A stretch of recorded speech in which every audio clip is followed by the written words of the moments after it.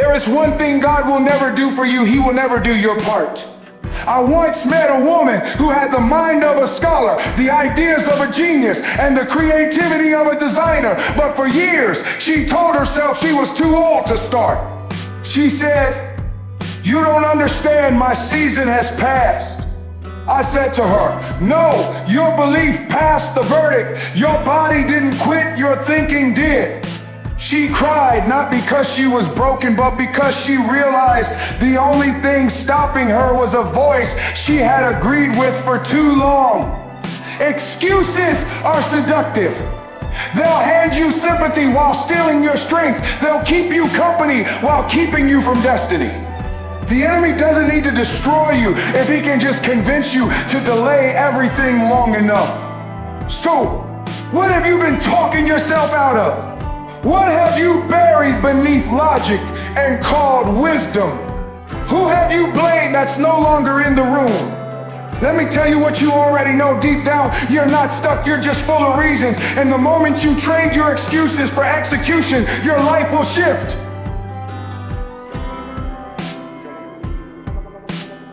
Some of us are stuck not because of the devil, but because we're allergic to ownership.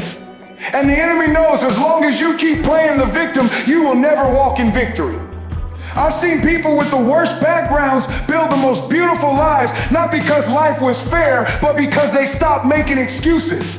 One young man I mentored grew up in a violent home, abandoned by both parents. He could have used that as a lifetime excuse. Instead, he used it as fuel. He said, "If I was raised without a father, then I'll be twice the father mine wasn't." That's responsibility. That's maturity. That's kingdom mindset. Your background is your history, not your destiny. Life will never ask you where you came from. It's asking what you're going to do with what's in your hands now. You can't change who left you, who fed you, or who betrayed you. But you can decide today not to stay stuck in the echo of your pain. I say this with urgency. Until you take responsibility for your life, your growth, your mindset, and your future, you will live beneath your design. Some of us have been doing the same thing for years, waiting for perfect conditions to start, waiting for someone to push us forward, waiting for emotions to align with the moment. But faith is not a feeling, it's a decision to act, even when you're afraid. Don't confuse motion with progress. You can be busy doing good things and still not becoming the person God intended. Every choice you make is either building your future or betraying it. The path to transformation is paved with small, quiet decisions. Decisions to get up early, to study when no one's watching, to say no when temptation whispers yes, to invest instead of impress, to build instead of blame. You don't fall into excellence. You don't drift into impact.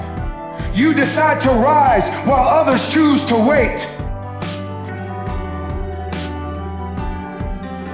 It's time to stop waiting for permission. The world will not wait for your readiness. You must become the momentum that moves you forward.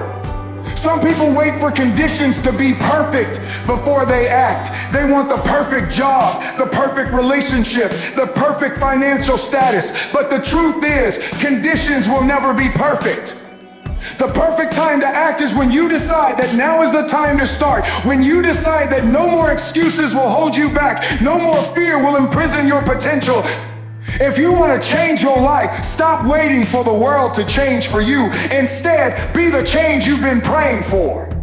Your actions create the conditions. Your decisions make the difference. Your faith is not just in waiting, it is in doing, in taking that first step, in breaking the chains of comfort and mediocrity. Your destiny is created by the choices you make today, not by the circumstances you face tomorrow.